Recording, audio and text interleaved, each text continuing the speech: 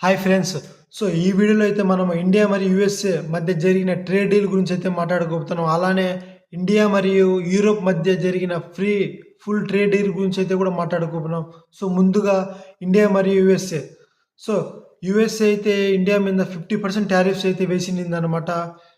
దాన్ని ఫిబ్రవరి 3న 80%కి తగ్గించినట్టు డీల్ అయితే చేసుకున్నారనమాట. సో, ఈ 50% ముందున్న 50% టారిఫ్‌లో 25% అయితే ట్యాక్స్ అనమాట. మిగతా 25% అయితే యూఎస్ఏ ఇండియా మీద పెనాల్టీ అంటే ఫైన్‌గా వేసింది. ఎందుకంటే ఇండియా వచ్చి రష్యా కానించి ఆయిల్ ఇంపోర్ట్ చేసుకుంటుంటున్న దానివల్ల యూఎస్ఏ అయితే 50% ఏసిందనమాట. సో, ఇప్పుడు ఇండియా ఎప్పుడైతే మేము రష్యా కానించి ఆయిల్ కొనుక్కోవడం స్టాప్ చేసి యూఎస్ఏ కాడే తీసుకుంటాం అనడం వల్ల, ఈ నెగోషియేషన్ వల్ల యూఎస్ అయితే ఇండియా మీద టారిఫ్‌ని 15% నుంచి 18%కి అయితే తగ్గించింది. అలానే మరియు యూరోప్ అండ్ మరియు ఇండియా మధ్య జరిగిన full free trade deal Europe అయితే ఇండియా మీద 99.5% టారిఫ్‌నైతే తగ్గించేసిందనంటే. అంటే ఆల్మోస్ట్ ఫ్రీ అనమాట. సో, ఇది జస్ట్ 1 ఇయర్ నుంచి స్టార్ట్ కాదనమాట. In the span of 7 years అనమాట. సో, ఫర్ ఎగ్జాంపుల్ ఇండియా నుంచి యూరోప్‌కి ఎక్స్‌పోర్ట్ చేస్తున్నాం అనుకోండి. అది 10% టారిఫ్ అనుకోండి. ఈ 10% టారిఫ్‌ని ఆహ్, 10% టారిఫ్‌ని 0% చేసేస్తుంది. సో, 1 ఇయర్‌లో కాదు 7 ఇయర్స్‌లో. సో, ఇలా టారిఫ్ తగ్గడం వల్ల ఇండియన్ ఇండియన్ బిజినెసెస్‌కి అయితే చాలా గ్రోత్ ఉంది. సో, అలానే స్టాక్ మార్కెట్‌లో లిస్ట్ అయిన కంపెనీస్ కూడా చాలా ఎక్స్‌పోర్ట్ చేస్తున్న కంపెనీస్ యూఎస్ఏకి, యూరోప్‌కి ఎక్స్‌పోర్ట్ చేసిన కంపెనీస్ కూడా చాలా రెవెన్యూ వస్తుంది. సో, రెవెన్యూ రాగానే ప్రాఫిట్స్ వస్తాయి. ప్రాఫిట్ లాగానే స్టాక్స్ కూడా గ్రో అవుతాయి.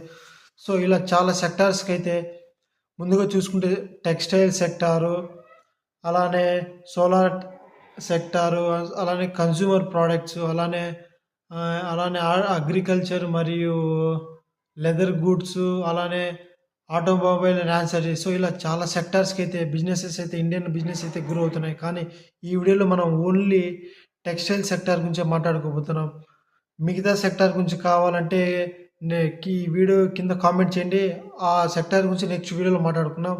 సో, సో, సో ఇండియా నుంచి అదర్ ఫారిన్ కంట్రీస్‌కి టెక్స్‌టైల్ చాలా ఎక్స్‌పోర్ట్ అవుతుంది. అందులో యూఎస్ఏ మరియు యూరోప్‌కే చాలా ఎక్స్‌పోర్ట్ అవుతుంది. సో, ఇండియన్ టెక్స్‌టైల్స్ ఇండియా నుంచి ఇండియా నుంచి యూరో ఇండియా నుంచి యూఎస్ఏకి టెక్స్‌టైల్స్ 25-30% అయితే ఇండియా అయితే యూఎస్ఏకి ఎక్స్‌పోర్ట్ చేస్తుంది. అలానే ఇండియా ఇండియా వచ్చి ఇండియా తన టోటల్ 100% మార్కెట్ షేర్‌లో టెక్స్‌టైల్స్ యూరోప్‌కైతే 18-22% టెక్స్‌టైల్‌నైతే ఇండియా నుంచి యూరోప్‌కైతే ఎక్స్‌పోర్ట్ చేస్తుంది. సో, యూఎస్ఏ మరియు యూరోప్ ఈ 2 one of the largest textile importers అనమాట ఇండియా నుంచి.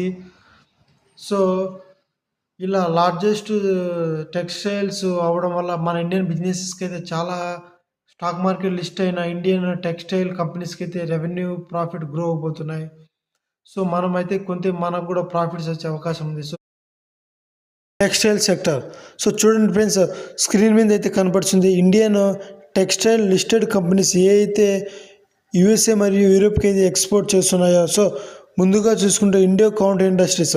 ఈ కంపెనీ అయితే 70% ఆఫ్ దర్ ప్రొడక్ట్స్ అయితే యూఎస్ఏకి మరియు యూరోప్‌కి అయితే ఎక్స్‌పోర్ట్ చేస్తుంది. ఈ కంపెనీ యొక్క రేషియోస్ చూసుకుంటే కంపెనీ వాల్యుయేషన్ అయితే మోర్ దెన్ 6,000 crore ఉంది. అంటే స్మాల్ అండ్ మిడ్ క్యాప్ రేంజ్‌లో అయితే ఉంది. సో, ఇలాంటి small and mid cap companies అయితే ఎక్కువ హైయెస్ట్ రిటర్న్స్ అయితే ఇస్తాయి. కంపెనీ పీఈ చూసుకుంటే 37%, ఆర్ఓసి అయితే 13.5%, ఆర్ఓఈ అయితే 11.3%, ఫేస్ వాల్యూ అయితే 2 ఉంది. అయితే ఎర్నింగ్ పర్ అయితే 8.32 అయింది. డెట్ టు ఈక్విటీ కూడా అయితే బాగానే ఉందన్నమాట, 0.54. సో, మీరు ఒకసారి ఫండమెంటల్స్ని చూసుకొని, రేషియోస్ చూసుకొని ఇన్వెస్ట్ చేయండి. సో, సెకండ్ కంపెనీ చూసుకుంటే కిటెక్స్ గార్మెంట్ లిమిటెడ్. సో, ఈ కంపెనీ అయితే మోర్ దెన్ 4,300 crore వాల్యుయేషన్ అయితే ఉంది. స్టాక్ పీ చూసుకుంటే 48 రూపీస్, ఆర్ఓఈ చూసుకుంటే 14.33 రూపీస్, ఎర్నింగ్ పర్ షేర్ చూస్తే 4.58 రూపీస్ అనమాట. సో, కంపెనీ అయితే ఓవర్ వాల్యూలో ఉన్నట్టు అనిపిస్తుంది. డెప్ట్ టు ఈక్విటీ అయితే 1.14 అనమాట. సో, కంపెనీ డెప్త్ కూడా కొంచెము ఏదేగా అనిపిస్తుంది. Next Gokul Das exports limited. ఈ కంపెనీ యొక్క వాల్యుయేషన్ చూస్తే మోర్ దెన్ 6,100 crores అయితే ఉంది. కంపెనీ యొక్క పీ చూస్తే 52 రూపీస్, ఆర్ఓఈ చూస్తే 8.16 రూపీస్ అనమాట. అలానే ఒక కంపెనీ యొక్క ఎర్నింగ్ పర్ షేర్ చూస్తే 16 రూపీస్ 2 పైసా అనమాట. కంపెనీ డెప్ టు ఈక్విటీ చూస్తే 0.46. సో డెప్ టు ఈక్విటీ కూడా అయితే స్టేబుల్గానే అయితే ఉంది. సో బెటర్గానే అనిపిస్తుంది.